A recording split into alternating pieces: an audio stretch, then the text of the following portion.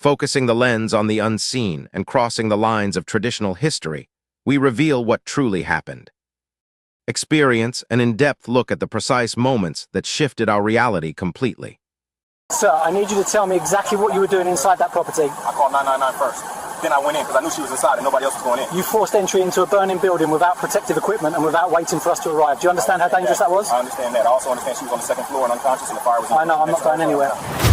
The relationship between Emmanuel Stephen and his next-door neighbors on Crestfield Avenue had never been warm. And on the evening the neighbor's house caught fire, Emmanuel would have been well within his rights to simply wait for the fire service and let them handle it. He didn't. He called them first and then went in himself because he knew a little girl was inside, and knowing that removed every other consideration from the equation. He came out with burns on his arms and the girl in his arms and was met at the door by her parents, who arrived 6 minutes later and told the responding officers that the black man standing outside their house had started the fire and was using the child to play hero. What those parents didn't know was that the truth was already documented, already witnessed, and already completely beyond their ability to bury. Before we go further, what city or country are you watching from? Drop it in the comments. We love seeing where you're tuning in from. Here at JPTV, if you believe that a man who runs into a burning building to save a child deserves gratitude and not a lawsuit, then hit that like button and subscribe. Because we tell the stories that reveal exactly what kind of world we are still living in and exactly what it takes to do the right thing inside it. Emmanuel Stephen was 38 years old and had lived in the ground floor unit of 214 Crestfield Avenue for 4 years. Crestfield Avenue was a quiet residential street in the Renfield district, the kind of street where most people knew their neighbors by sight, if not by name, where the houses were close enough together that you could hear a conversation through an open window on a still evening, and where the rhythm of daily life was predictable enough that anything outside of it tended to be noticed. Emmanuel had moved to Crestfield from the other side of the district after a job change that brought him closer to the logistics warehouse on Industrial Parkway, where he worked as a shift supervisor. He was not a man who sought attention or conflict. He kept his garden tidy. He brought his bins in on collection day, and he exchanged the kind of nods and brief acknowledgments with his neighbors that constitute the basic social contract of a residential street, without ever becoming more than that. The exception was the family at 216 Crestfield Avenue, directly next door. Morgan and Claire White had lived there for 6 years with their daughter Lily, who was 7 years old and had the particular energy of a child who treats every outdoor space as a personal extension of her living room. Emmanuel had nothing against Lily. He had waved at her across the fence more times than he could count, and she had always waved back with the uninhibited enthusiasm of a child who had not yet learned to calibrate her responses to adult social signals. The problem had never been Lily. The problem had begun 18 months earlier over a boundary dispute involving a fence panel on the shared side of their properties. It had started as a practical disagreement about which side of the property line the panel sat on, and had escalated through a series of letters, a council mediation session that resolved nothing, and several exchanges that both parties would later describe very differently, into something that was no longer really about the fence panel at all. By the time the mediation process concluded without resolution, Emmanuel and Morgan White had stopped speaking entirely, and Claire White had followed her husband's lead with the particular determination of a woman who had decided that loyalty to her husband's position was more important than the merits of the original dispute. The fence panel remained where it had always been. The silence between the two properties remained where it had arrived and showed no signs of leaving. Emmanuel was aware, as neighbors are aware of these things without being told directly, that Lily was sometimes left with a babysitter on the evenings when Morgan and Claire went out. The babysitter was a young woman named Faye Creel, 19 years old, a second-year student at Harlow County Community College on Fenwick Road, who had been looking after Lily for the better part of a year. Emmanuel had seen her arrive on these evenings, always punctual, always pleasant with Lily in the way that good babysitters are pleasant, the kind of young woman who took the responsibility seriously enough that it showed. On the evening of Wednesday the 11th, Emmanuel finished his shift at the warehouse at 6:30, drove home along Industrial Parkway, and pulled onto Crestfield Avenue at 6:54. He noticed Faye Creel's car was parked outside 216 when he arrived, which told him what it usually told him, that Morgan and Claire were out for the evening and Lily was home with her babysitter. He parked, went inside, changed out of his work clothes, and made himself something to eat. At 7:40, he sat down at his kitchen table with his food and his tablet and began reading through the staffing reports he needed to review before the following morning's early meeting. At 8:17, he looked up from his tablet. The smell reached him before the sight did. Not strong, not the overwhelming smell of an established fire, but the particular thin, sharp smell of something burning that does not belong in the air of a residential street on a Wednesday evening. He put his tablet down and went to his kitchen window and looked out toward the back of the properties. What he saw was a pale thread of smoke rising from the upper rear section of 216 Crestfield Avenue, thin enough that it could have been dismissed as something minor, thick enough that it could not be entirely dismissed. He watched it for 20 seconds. In those 20 seconds, it became slightly thicker. He went to the front of his house and looked out toward the street. Faye Creel's car was no longer parked outside 216. He stood at his front window and processed what that meant. The babysitter had left, which meant either Morgan and Claire had returned early and he had not heard them, or Lily was alone in a house that was producing smoke from its upper floor. He looked at the driveway of 216. Morgan and Claire's car was not there. He went back to his kitchen and called 999. He gave the address, described what he could see, said he believed a child might be alone in the property, and was told that a unit was being dispatched. He was told to stay back from the property and wait for the service to arrive. He said he understood and ended the call. Then he stood at his kitchen window and watched the smoke at the rear of 216 Crestfield Avenue and waited. He waited for 45 seconds. In those 45 seconds, the smoke changed. It was no longer a thread. It was a column, and it had shifted from pale gray to something darker at the edges, and the window at the rear of the upper floor had taken on a faint orange quality that had not been there 45 seconds earlier. Emmanuel was not a firefighter and had no training in fire assessment, but he was a man who had been looking at the window of the house next door for 45 seconds and who understood, without needing a technical vocabulary to describe it, that what he was looking at was moving faster than the fire service was going to arrive. He went out his front door, across the short distance of pavement between the two properties, and tried the front door of 216. It was locked. He stepped back and hit it with his shoulder once, then twice, and on the third attempt, the frame gave and the door opened into the hallway. The smoke inside was immediate and present, but not yet overwhelming. It was coming from above, from the upper floor, and the hallway itself was navigable. He pulled his shirt up over his mouth and nose and went up the stairs. Lily's bedroom was the second door on the right. He knew this the way neighbors know these things, from years of proximity and the incidental knowledge that accumulates between two households even when they are not on speaking terms. He opened the door and found her in her bed, on her side, with smoke already visible near the ceiling of the room and the orange glow from outside the window casting a moving light across the walls. She was not awake. He crossed the room, pulled the duvet away, and lifted her. She was 7 years old and light in the way that sleeping children are light, entirely surrendered to the arms carrying them. She woke as he moved toward the door, confused and then frightened, and he told her in the calmest voice he had available that she was okay and that he was taking her outside and that everything was going to be fine. He came down the stairs with her and out through the front door and onto the pavement of Crestfield Avenue, where three neighbors who had come out of their own houses in response to the smoke were standing and watching, and one of them already had a phone in his hand.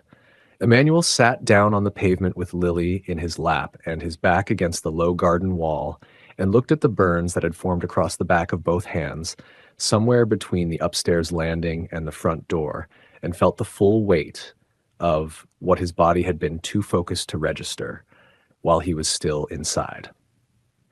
The first fire engine arrived 4 minutes later. The paramedics arrived 90 seconds after that and took Lily from him with the efficient care of professionals who had assessed the situation before they stopped moving.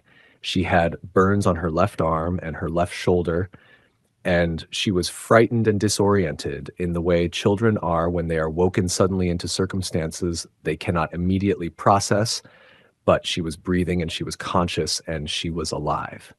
Emmanuel's hands were treated on the pavement while the fire service entered 216 and began working on the upper floor. Morgan and Claire White pulled onto Crestfield Avenue at 9:04 in their car. They saw the fire engine. They saw the paramedics. They saw their daughter sitting in the back of an ambulance with a foil blanket around her shoulders. And they saw Emmanuel Stevens sitting on the pavement outside their house with bandaged hands and burns on both forearms.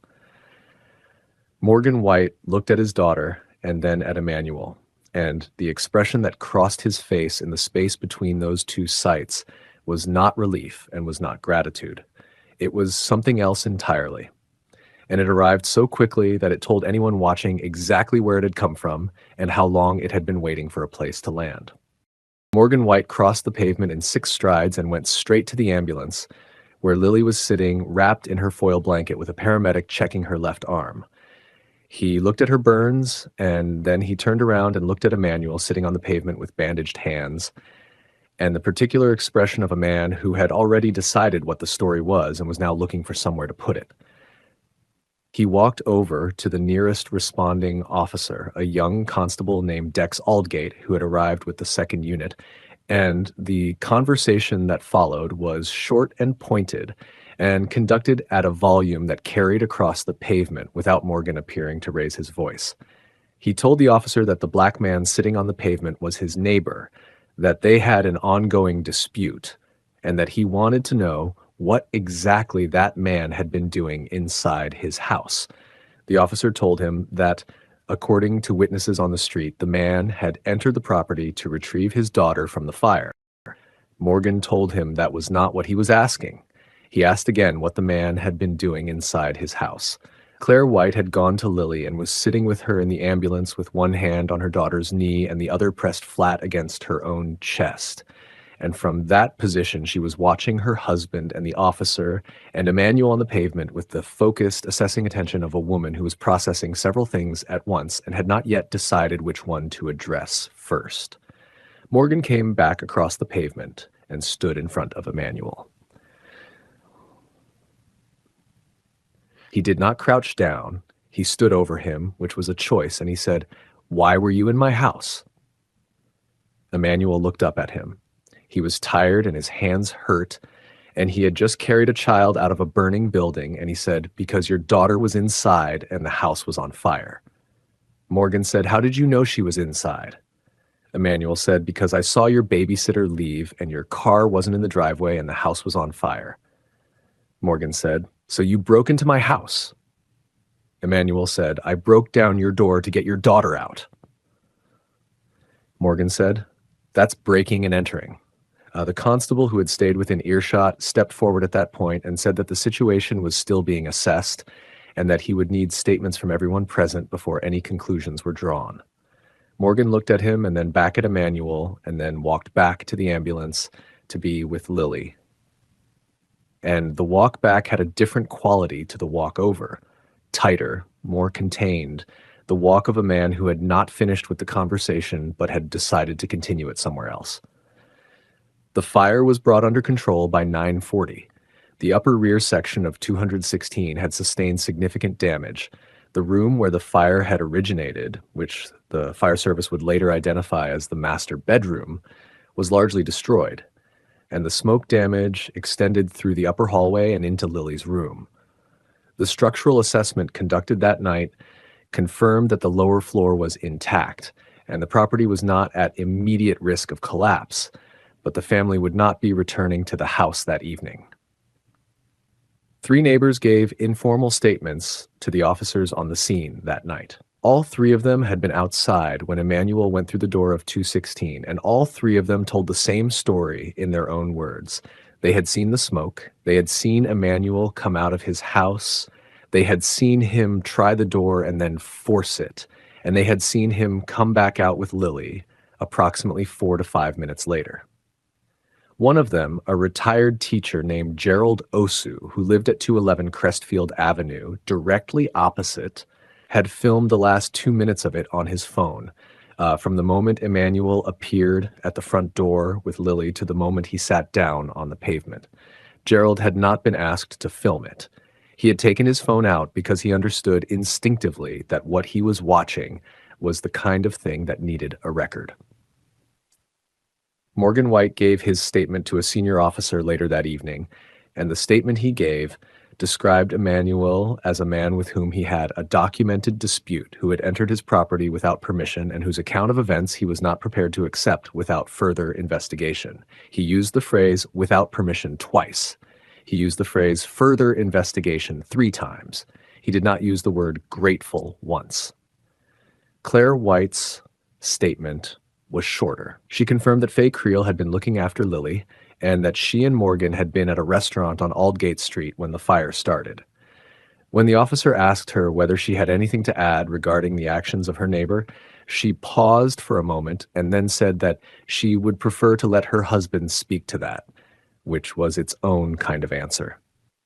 Faye Creel was contacted by phone that evening and gave a statement the following morning. She said that Lily had fallen asleep at 7:15, that Morgan and Claire were expected home by 8:30, and that she had left at 7:50 after checking on Lily and finding her still asleep and comfortable. She said she had noticed nothing unusual when she left. She also said, unprompted, that she had seen the news about the fire and that she was grateful the little girl was safe and that she hoped the neighbor who got her out was being properly recognized for what he did. She said that last part in a tone that suggested she had already formed a view about whether he was. By Thursday morning, the story had moved beyond Crestfield Avenue. A local journalist had picked it up from the fire service's public incident log and had spoken to Gerald Osu, who had described what he had seen and had shared his phone footage. The footage was 41 seconds long and showed Emmanuel coming through the front door of 216 with Lily in his arms, moving to the pavement, sitting down, and looking at his hands. It showed none of the fire and none of the approach. It showed only the end of the rescue and the beginning of what came after, which was enough. The journalist filed the story that afternoon. By Friday morning, Morgan White had retained a solicitor. By Friday afternoon, the solicitor had sent a letter to Emmanuel's address at 214 Crestfield Avenue. The letter contained the word trespassing in the first sentence and the word damages in the third, and it was 3 pages long and left very little doubt about where things were heading. Emmanuel read it twice at his kitchen table, folded it carefully, and put it in a drawer. Then he picked up his phone and called a lawyer. The lawyer Emmanuel called was a woman named Petra Caulfield, a civil litigation attorney who ran a small but well-regarded practice on Whitmore Avenue in the Renfield district. She had been in practice for 17 years and had handled enough cases involving property, liability, and civic disputes to recognize within the first 10 minutes of her conversation with Emmanuel exactly what kind of case this was and exactly how it was going to go. She told him to bring everything he had: the call log from his phone showing the 999 call, photographs of his burns taken at the hospital, the paramedic report, and any correspondence from Morgan White's solicitor. Emmanuel brought all of it to her office the following Tuesday morning and laid it on her desk, and she went through it with the methodical attention of someone who was not looking for a story, but for a sequence of facts, which is a different and more useful thing. Morgan White's legal claim was built on 2 arguments. The first was trespass, that Emmanuel had entered the property without consent and without legal authority. The second was that Emmanuel's forced entry had contributed to the structural damage sustained by the property during the fire, a claim that was creative in its ambition, if nothing else. The solicitor's letter framed both arguments with the kind of confident legal language that is designed to make a weak position look stronger than it is. And it might have worked on someone who did not have Petra Caulfield sitting across the desk from them, reading it with 17 years of experience and a expression that said she had seen this before and was not impressed. Petra filed the defense response within 2 weeks. It was thorough, and it was grounded in something that Morgan White's legal team had apparently not fully accounted for when they filed: the evidence. The 999 call log established that Emmanuel had contacted emergency services before entering the property, demonstrated not recklessness, but the opposite.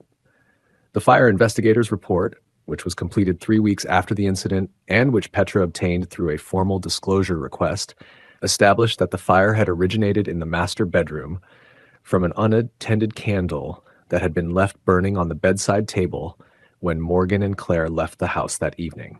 The report made no mention of any external cause and no mention of forced entry as a contributing factor to the fire's spread. The damage to the front door, the report noted in a single dry sentence, was consistent with forced entry from outside and was not structurally significant. Gerald Osu gave a formal witness statement that was 41 sentences long and left no gap in the sequence of events from the moment he first saw the smoke to the moment Emmanuel sat down on the pavement with Lily in his arms. 2 other neighbors submitted supporting statements. Faye Creel gave a deposition in which she confirmed the timeline of her departure, the condition of the house when she left, and the fact that Lily had been asleep and alone in the property from approximately 7:50 onwards. Her deposition also confirmed that she had seen no candle burning in the downstairs rooms when she left, which placed the unattended candle in the master bedroom and placed the responsibility for it precisely where the fire investigators' report had already placed it. The case was heard in the Harlow County Civil Court on Langton Street 4 months after Morgan White's solicitor sent the first letter. It lasted 2 days. On the morning of the second day, after Petra had finished presenting the defense's evidence and before Morgan's legal team had completed their response, the judge indicated from the bench that she had significant concerns about the basis of the claim and invited the claimant's legal team to reconsider their position. They did not reconsider it. The judge dismissed the case in its entirety that afternoon. She found that Emmanuel's entry into the property had been lawful under the doctrine of necessity, that his actions had demonstrably preserved the life of the claimant's minor child, and that there was no credible evidentiary basis for either the trespass claim or the damages claim relating to structural contribution. She said one more thing before she closed the matter. She said it quietly and without looking up from her notes, in the tone of a judge who has something to say and has decided to say it, regardless of whether it falls strictly within the summary of findings. She said that the court hoped the claimant would take time to reflect on the full sequence of events that had brought this matter before it. The courtroom was very quiet when she said it. Morgan White said nothing publicly after the judgment. His solicitor released a single sentence statement saying that the family respected the court's decision and considered the matter closed, which was the kind of statement that people release when they have nothing useful to say but understand that saying nothing at all looks worse. Claire White did not release any statement. The family moved back into 216 Crestfield Avenue 6 weeks after the fire, once the restoration work on the upper floor had been completed by a contractor whose van Emmanuel had watched park outside the house every morning from his kitchen window without comment. The city's response came faster than anyone expected. The local council, having reviewed the court judgment and the full circumstances of the incident, opened a formal proceeding to consider whether Emmanuel was entitled to civic recognition and financial compensation for the injuries he had sustained and the legal costs he had incurred as a direct result of doing something that the court had already confirmed was both lawful and life-saving. The proceeding took 3 months. At the conclusion of it, the council voted unanimously to award Emmanuel a formal civic commendation and a financial settlement that covered his legal costs in full, his medical expenses in full, and an additional sum in recognition of the distress caused by the lawsuit itself. The total figure was reported by 2 local journalists who obtained the council minutes through a public records request. And when the figure was in print, it attracted considerably more attention than the original story had. Gerald Osu gave one interview to the local paper after the council announcement. He was 67 years old and had lived on Crestfield Avenue for 22 years. And he said that in all that time, he had never seen anything like what he had seen Emmanuel do on that Wednesday evening. And that the thing that stayed with him most was not the moment Emmanuel came through the door with Lily, but the moment afterward, when Emmanuel sat down on the pavement and looked at his burned hands with the expression of a man who had just finished doing what needed to be done and was only now allowing himself to feel the cost of it.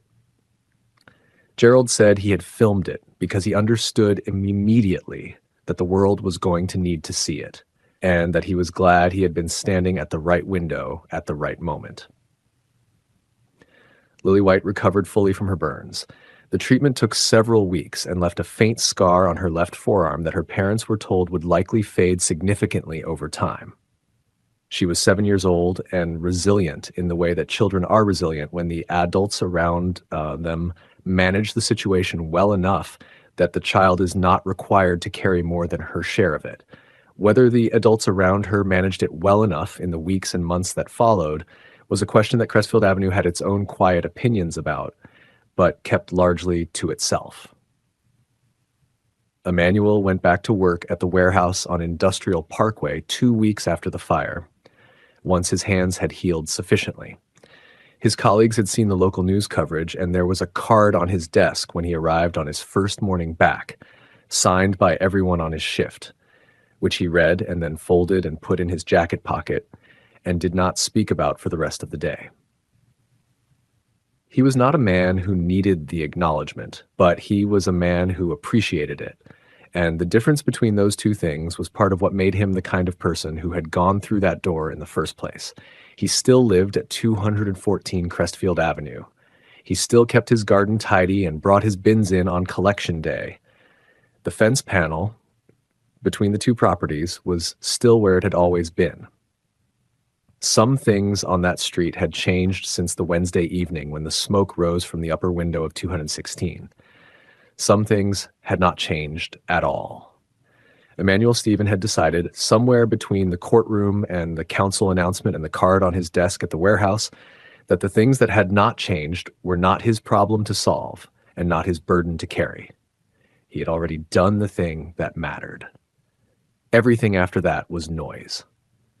If this story moved you, share it with someone who needs to hear it today, because the man who ran into that fire didn't do it for recognition. He did it because it was right. Subscribe to JPTV and never miss a story that deserves to be told. Human history is permanently written in the detailed records we leave behind, and each record tells a profound story of its own. Uncovering the objective truth within them is a deeply shared responsibility. Thank you for being an essential part of this meaningful exploration.